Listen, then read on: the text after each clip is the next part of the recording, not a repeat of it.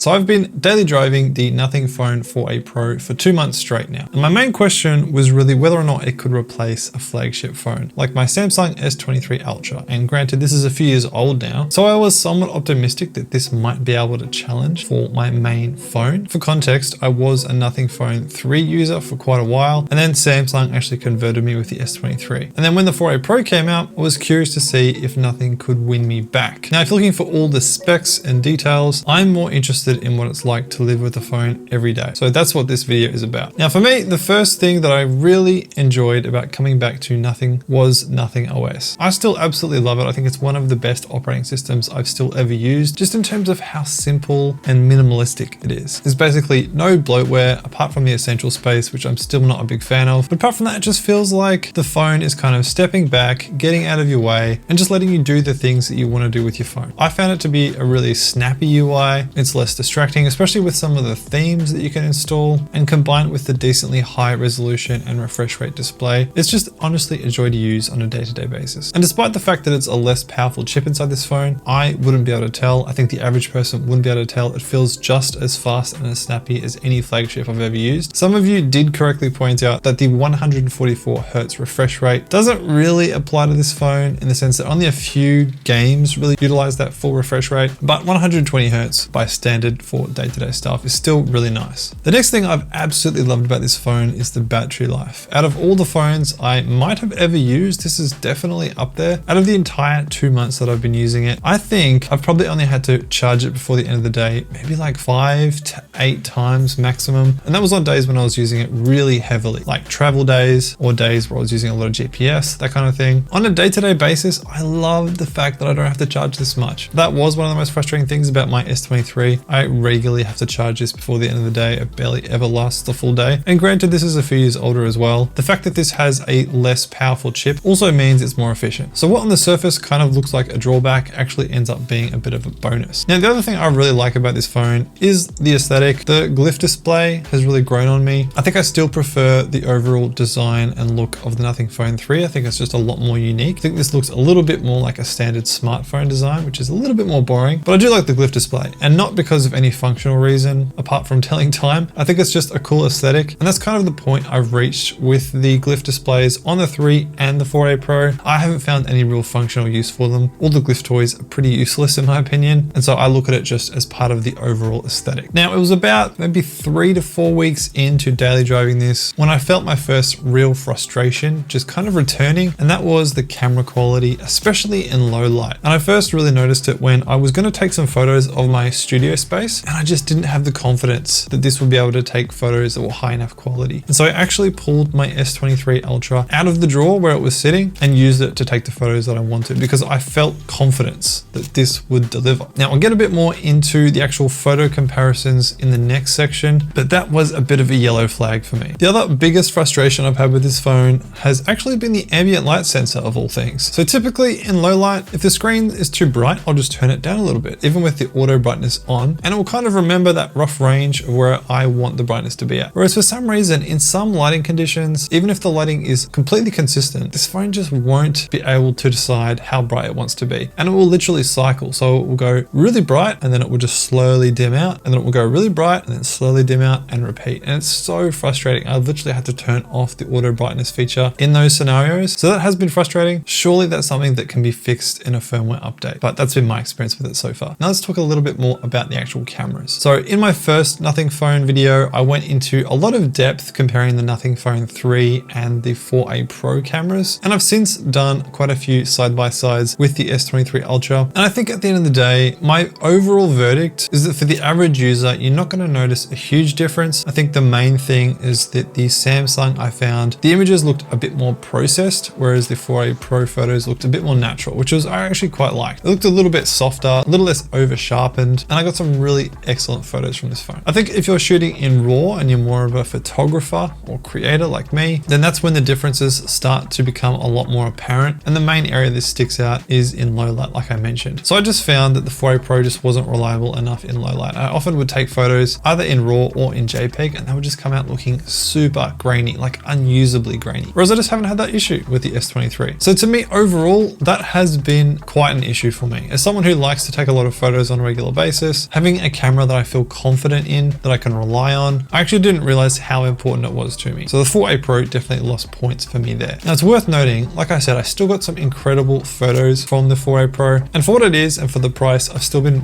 overall really happy. I think for the average non-photographer user, the cameras on this phone will be more than enough and you'll get some really great looking results. Now the question I left somewhat unanswered in my last video was which phone I would choose, especially if you can get them at the same price, the 3 or the 4A Pro. Now I think what it's really come down to for me has been storage capacity. And that's actually because you can get them at roughly the same price in the 256GB capacity. However, you can get the 4A Pro cheaper if you get the 128GB model with 8GB of RAM instead of 12GB. And so I think that will be meaningful to some users who don't need the extra storage. Otherwise, I think it really comes down to the aesthetic. I personally prefer the aesthetic of the Nothing Phone 3. So if it was up to me, I probably would go for the 3 over the 4A Pro. But in terms of the actual experience of these phones, they're almost identical. Especially with Nothing OS, I really don't think you can tell the difference. I actually like the placement of the buttons on the 4A Pro better, just because the essential key on the Phone 3 is just below the power button. So I was finding myself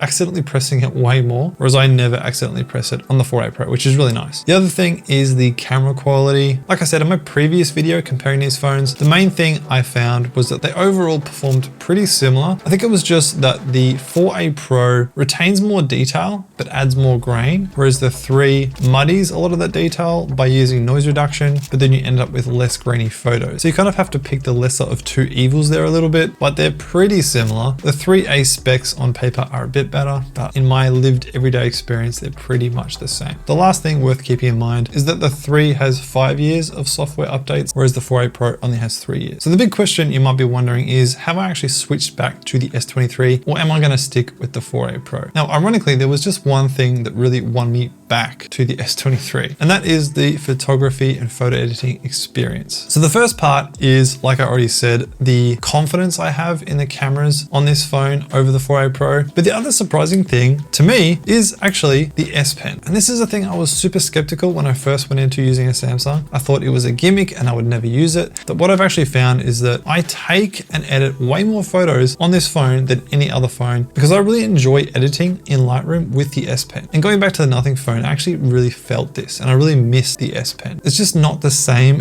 editing in Lightroom with your finger, not as satisfying somehow. That might just be me, but I really love it. And to me, the best tool is the one that you're actually going to use. And so for me, I'm someone who's trying to develop my photography skills. I want to take more photos and I want the easiest possible way to edit them. And for me, that is with the S Pen on the S23. I think the other thing is just the fact that the display on the S23 is nicer. And I think that's just a result of the fact that this is a flagship. It's a more expensive phone, so it does have a better panel. This is still great. You won't be disappointed, but this definitely has the edge. Now, does that mean that the 4A Pro is a bad phone? Absolutely not. I am still very impressed with Nothing and what they're coming out with. And moving forward, I personally will be recommending the 4A Pro to my friends and family if they're looking for a mid-range device that's going to do a solid job. I have a lot of confidence in this phone and I personally do recommend it. I think you just have to be mainly aware of that camera issue. Low light photography is not going to be a strong point of this phone, but if that's not an issue for you, I overall have a lot of positive sentiment towards this phone. So there you go. Let me know in the comments, what do you think of the 4A Pro? Would you have switched back to the S23 Ultra? Would you have stuck with the 4A Pro? If you want to see that video I mentioned where I compare it with the Nothing Phone 3,